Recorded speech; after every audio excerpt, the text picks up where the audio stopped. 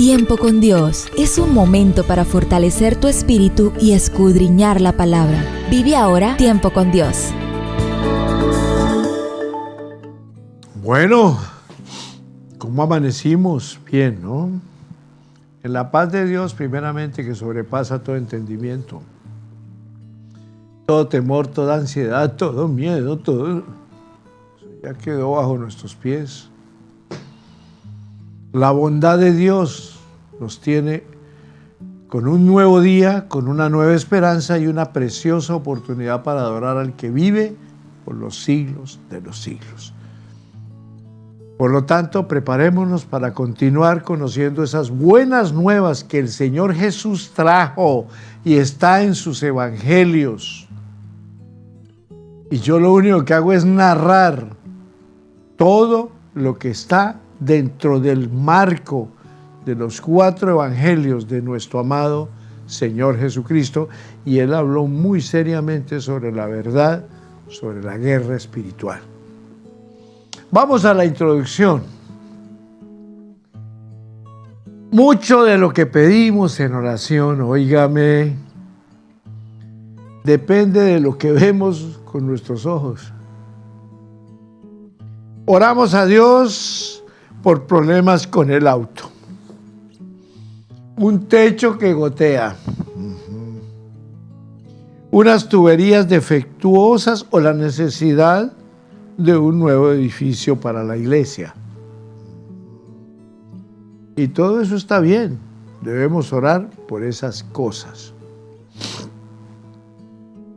Pero cuando Pablo habló con Dios sobre los creyentes de Éfeso, no mencionó las necesidades físicas de ellos, sino que pidió que pudieran ver y entender la verdad de Dios con más claridad.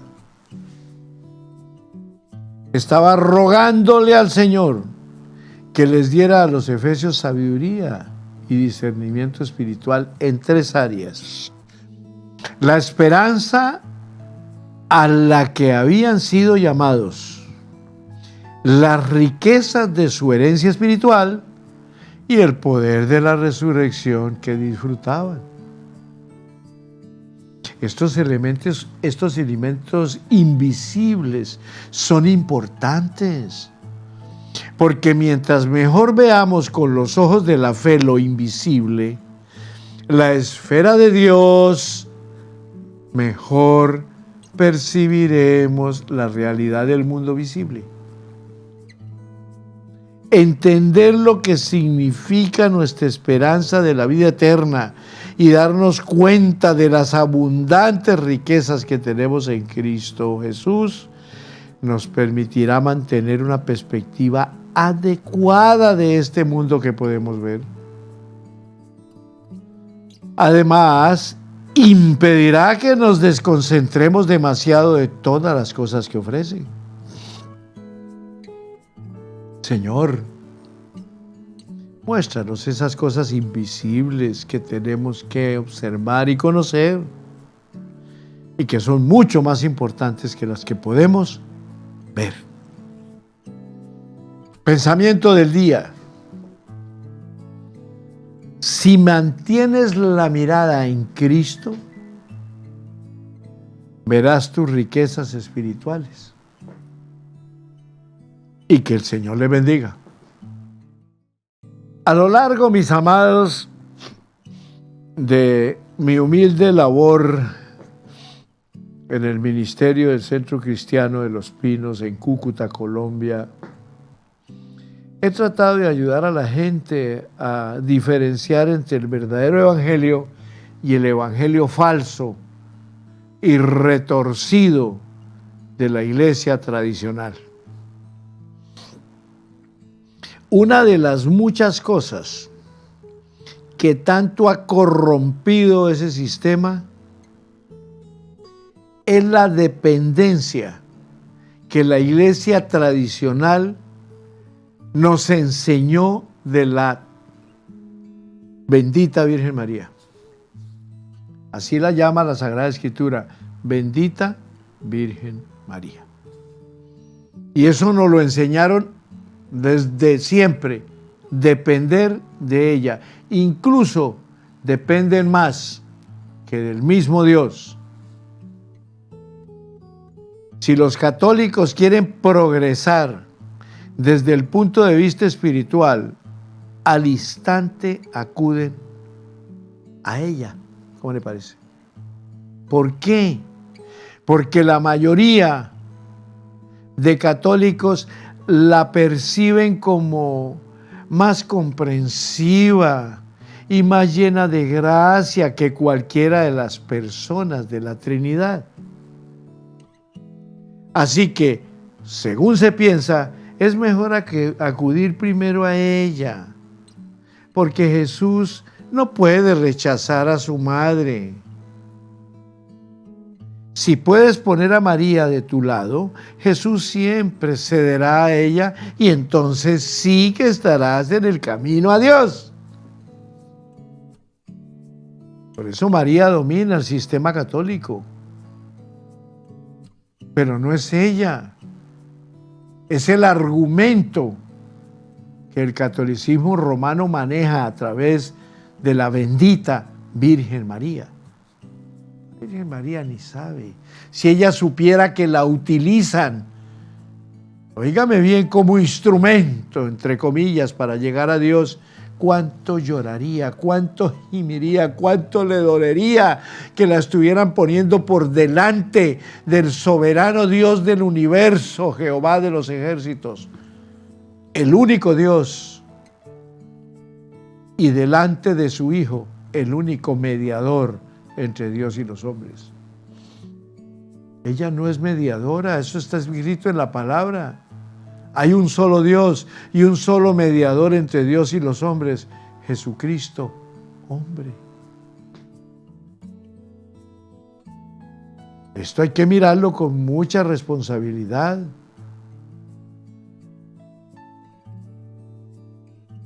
Así que según se piensa, es mejor acudir primero a ella. ¿Cómo le parece? Porque Jesús no puede rechazar a su madre. Ay, ay, ay, ay, ay.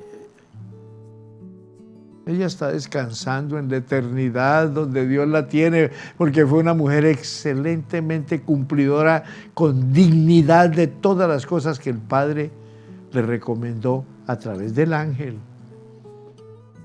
Pero que sea más que Dios, que sea más que Jesús, imposible. Más que el bendito Espíritu Santo de Dios, no, para nada. Si puedes poner a María de tu lado, Jesús siempre cederá a ella y entonces sí que estarás en el camino con Dios. Ese es el credo católico romano. Entonces, esto no es solamente una mentira blasfema, óigame pues, sino un ataque directo a la naturaleza y al carácter del Dios creador de los cielos, de los cielos, de los cielos, de la tierra y de todo cuanto existe. Lejos de ser una deidad distante y distraída, el Dios de las Escrituras no solo es amoroso y compasivo, sino que es además nuestro Salvador. La noción de que Dios es un Salvador amoroso y compasivo contradice las doctrinas esenciales de las religiones del mundo. Si estudias la historia de las religiones, te va a costar bastante encontrar un Dios salvador entre ellas. Porque cuando los hombres y los demonios diseñan dioses, simplemente no lo hacen así. Los sistemas religiosos demoníacos no inventan deidades que se parezcan al Dios de la Biblia, sino que en cambio el carácter de estos generalmente va de lo diferente a lo severamente hostil.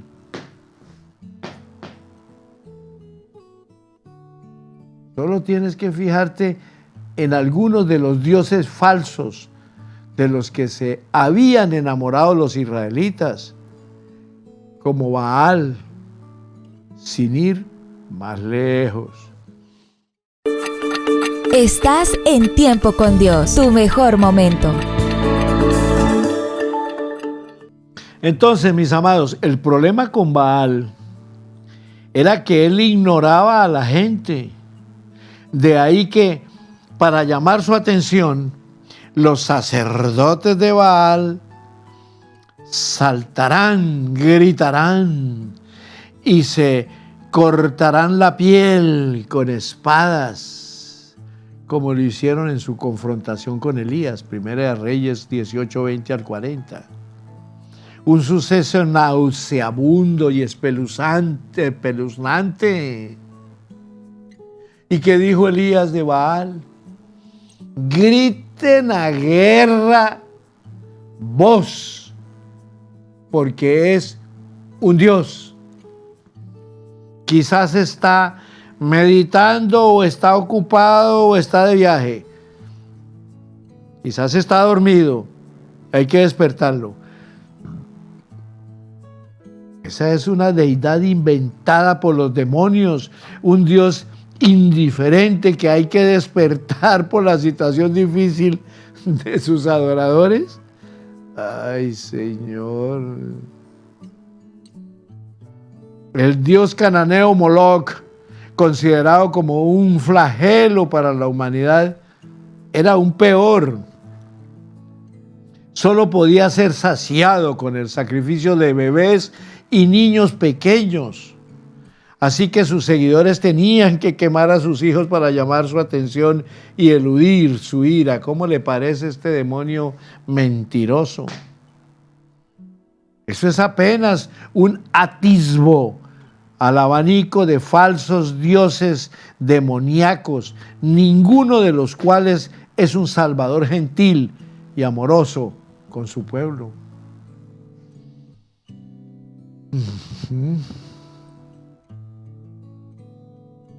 El Dios de la Biblia contrasta de manera pronunciada con todos ellos.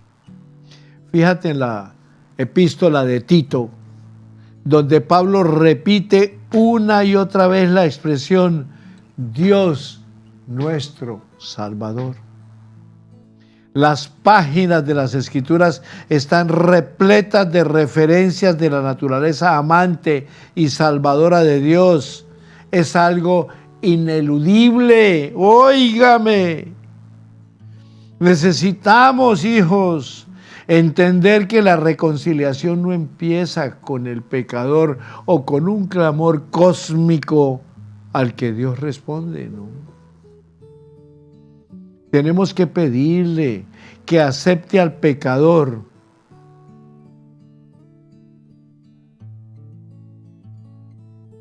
Ni debemos convencerlo con presiones o alabanzas, no.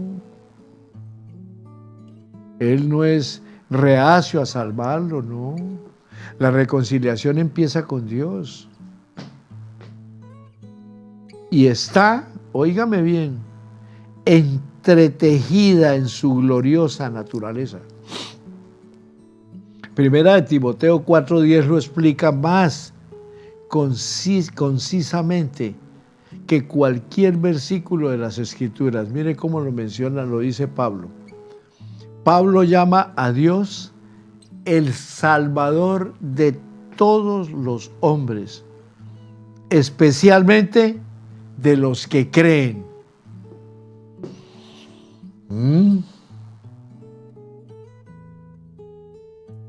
¿Qué es necesario?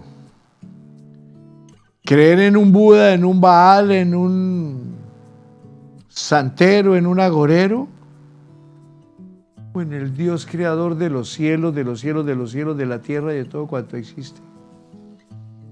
El Dios que nos da la vida. El Dios dueño de todo y que nos lo presta todo. Óigame bien, empezando por la vida. Nos presta la esposa, el esposo, nos presta los hijos, nos presta los vehículos, nos presta la casa, nos presta la capacidad para producir y enriquecernos. Y la bendición de Jehová es la que enriquece y no añade tristeza con ella. La riqueza del mal trae ruina, muerte, asesinato, crímenes, deshonra. La de Jehová no. Esa es pura y santa. En este orden, a pesar de la gloriosa verdad que expresa, ese versículo nos puede hacer tropezar. Escuchen bien. A menudo la gente pregunta, ¿en qué sentido es Dios el Salvador de todos los hombres? Y los críticos y escépticos se aferran a esa frase en su afán por encontrar contradicciones entre el Antiguo Testamento y el Nuevo Testamento. Se preguntan qué clase de Dios Salvador mataría a toda esa gente. Pero esa no es realmente la cuestión, porque nosotros no somos nadie para juzgar el juicio de Dios. No, de ninguna manera. La cuestión no es por qué Dios mandó que unos osos salieran del bosque para destruir un grupo de niños que le gritaron calvo a un profeta, Segunda de Reyes 2, 23 y 24. ¿O por qué se abrió la tierra y se tragó a la gente por transgredir la ley del Antiguo Testamento? Números capítulo 16. ¿O por qué Dios desplazó y destruyó a los cananeos idólatras? O bien, ¿por qué destruyó Dios al mundo y solo protegió a Noé y su familia? Esas preguntas son fáciles de contestar. La paga del pecado, independientemente de lo grande o pequeño que éste nos pudiera parecer, siempre es la muerte. Romanos 6:23 dice, porque la paga del pecado es muerte y la dádiva de Dios es vida eterna en Cristo Jesús. Las preguntas más difíciles de contestar son estas. ¿Por qué todavía estamos vivos? ¿Por qué Dios ha permitido que algunos pecadores vivan? ¿Por qué hay algunos que sobreviven al castigo merecido por su pecado?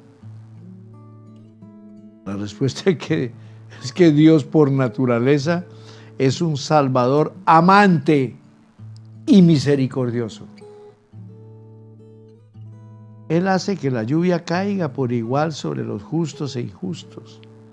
Permite que los no regenerados se enamoren y tengan familias.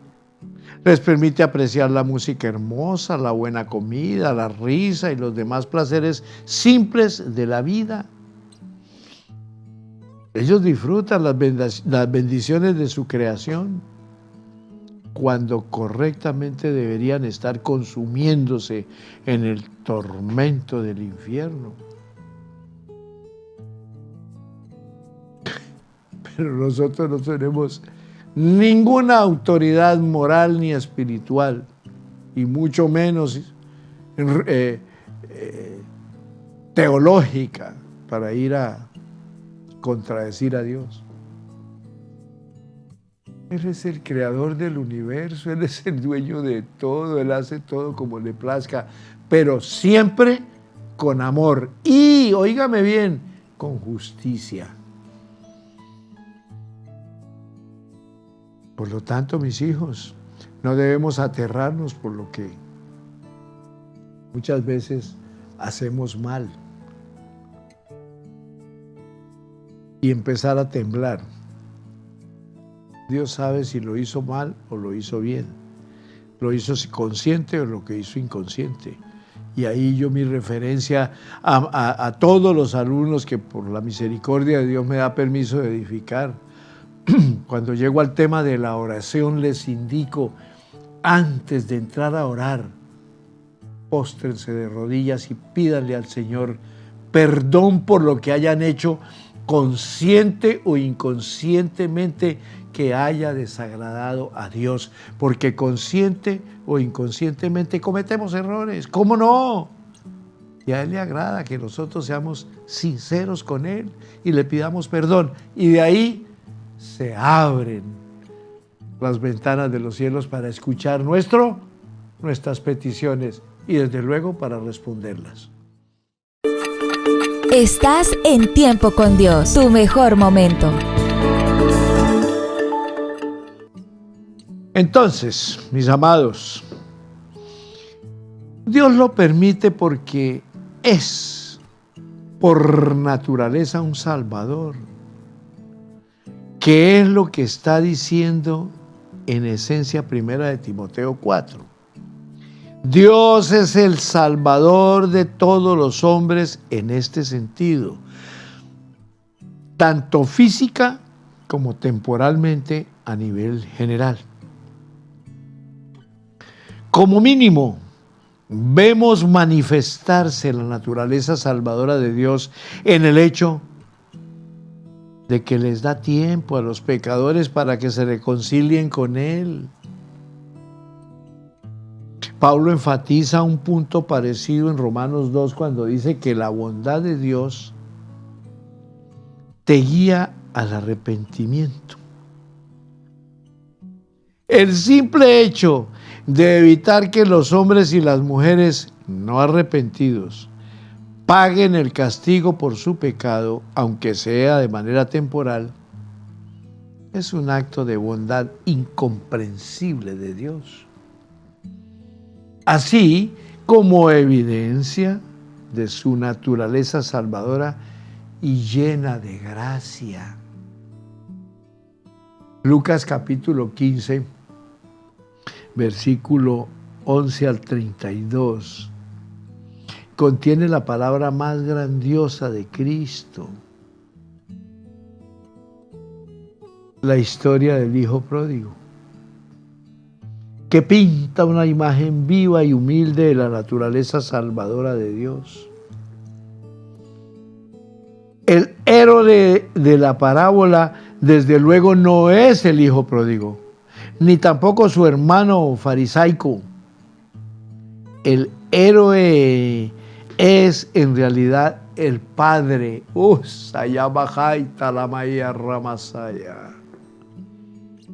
El momento más dramático e instructivo de la parábola es cuando el Padre está buscando en la distancia alguna señal de su miserable y errabundo hijo.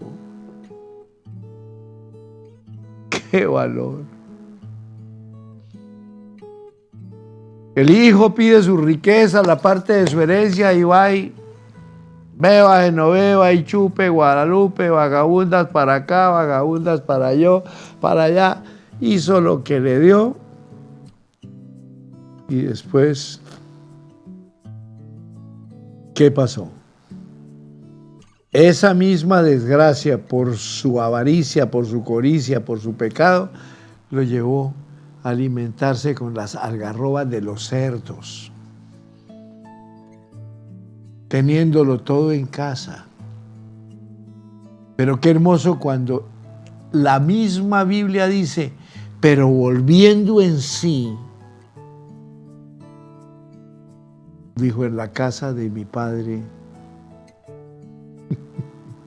yo puedo ser un jornalero, me pagan bien, me atienden bien y no tengo que comer la porquería de los marranos.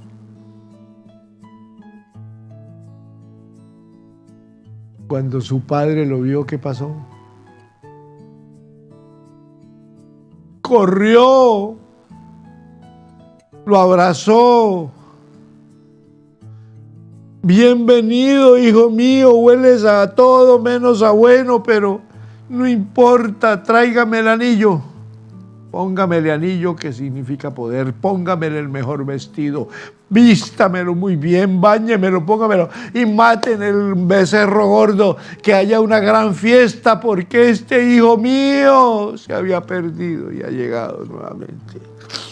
Ese es el simbolismo más perfecto del amor de Dios, que lo representa en un humano, como fue el padre de este muchacho. Ese es nuestro Padre. Yo me miro ahí después de haber vivido una vida desde niño, no la cuento porque ¿para qué? Estuve en el estado del pecado y la desgracia. Después me abraza y me hace su obrero. Por su misericordia, yo no lo merecía, pero aquí estoy y le serviré hasta el último día de mi existencia. Ese joven que había eludido sus deberes y responsabilidades con su padre y su familia, liquidó su primogenitura y partió rumbo a todos los placeres perversos del mundo gentil, ¿cómo no? Él había desperdiciado tontamente la herencia que por derecho pertenecía al patrimonio familiar. Fondos que seguramente se acumularon y alcanzaron a través de múltiples generaciones. No lo sabemos. Aunque en la práctica había robado a su familia para mantener su estilo de vida de derrochador, su padre se mantenía alerta a cualquier señal de su regreso. Y cuando finalmente lo vio, ¿qué hizo? Corrió para encontrarse con él. Es un detalle asombroso de la historia que podía pasar desapercibido a nuestros ojos en pleno siglo XXI. En pocas palabras, los nobles del Medio Oriente no corrían detrás de nadie. Existen escritos publicados durante ese periodo que sugieren que aún entre los judíos se consideraba vergonzoso que un hombre mostrara las piernas. Hubiera sido inconcebible que un noble del Medio Oriente se remangara las vestiduras y corriera por las calles. Pero eso fue lo que hizo el padre. En realidad lo que el original griego indica es que fue a toda velocidad. Este padre tan rápido como pudo, con abandono vergonzoso y sin preocuparse, óigame, por el decoro de su propia dignidad, corrió para encontrarse con su hijo descarriado. Hijos de Dios que están en sintonía de tiempo con Dios.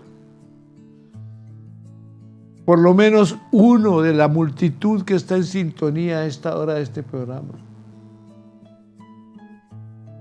puede estar teniendo en cuenta que eso hizo Dios contigo.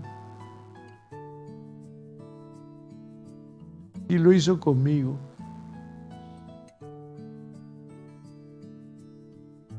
Pecador. Y después me honra siendo su obrero.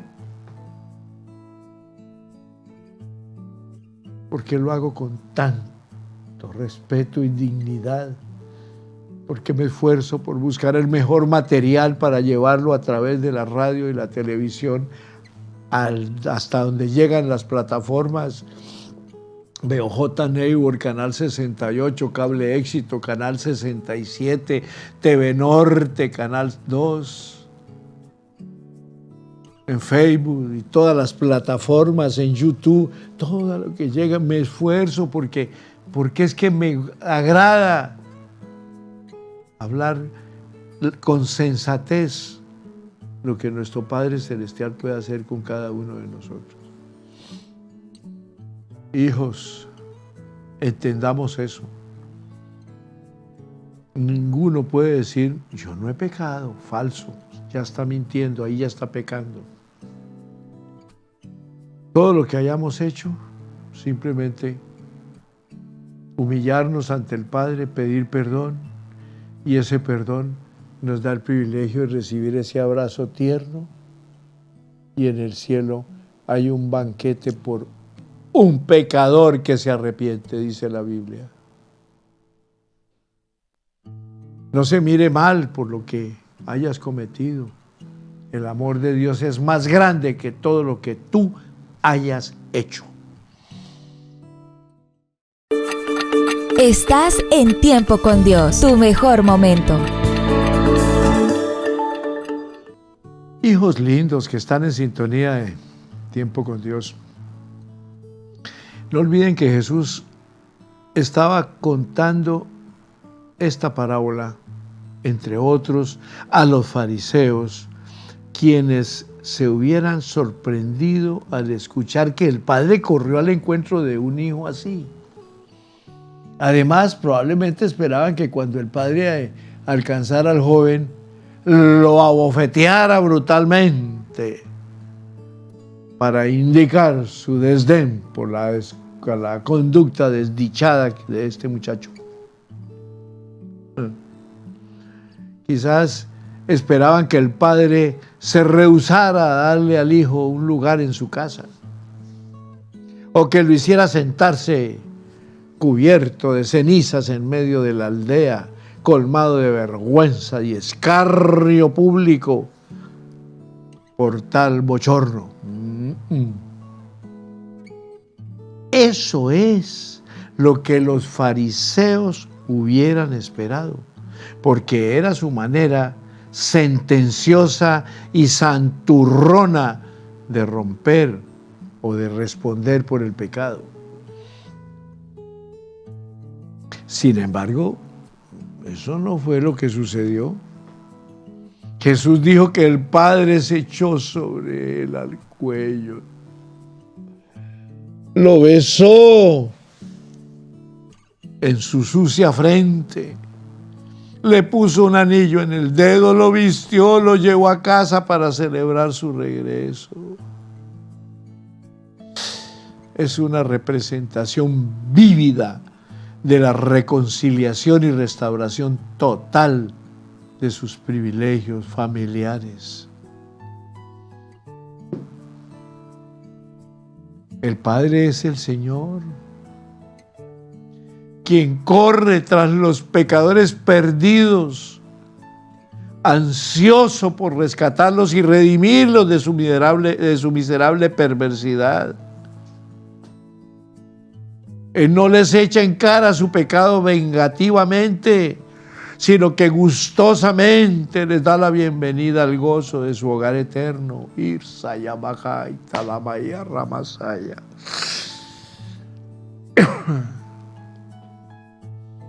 Dios se regocija junto con todo el cielo por el arrepentimiento de un pecador y la reconciliación de otro pródigo.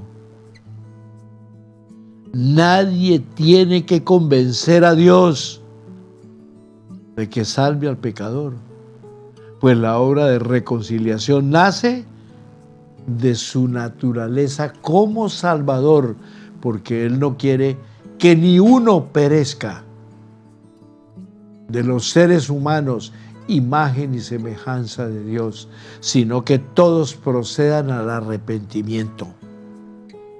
Y ese uno puede ser usted que me está escuchando. Uno entre las multitudes que escuchan Tiempo con Dios. Uno solo. Y bienvenido al seno de nuestro Padre Celestial. Soberano Dios y buen Padre, delante de ti hay multitudes escuchando este tema. Dentro de esas multitudes puede haber uno o una que tiene vergüenza y que cree que tú no la vas o no lo vas a perdonar. Pero su amor es inmensamente grande, tan grande que no importó entregar a su Hijo unigénito Jesús para que ese uno que a esta hora está escuchando esta palabra doble sus rodillas, se poste ante ti, Padre Celestial. Tú lo perdonas, tú lo redimes, tú lo haces una nueva criatura y lo pones en el camino de la salvación eterna para su gloria, Padre, por Cristo Jesús. Gracias por esta oración que me permite realizar para esa vida o para esas vidas que sin duda cambian no de religión, sino de una vida para la eternidad por Cristo Jesús. Bendiciones para todos y nos vemos mañana con la ayuda de Dios. Nos quedan 2 días todavía.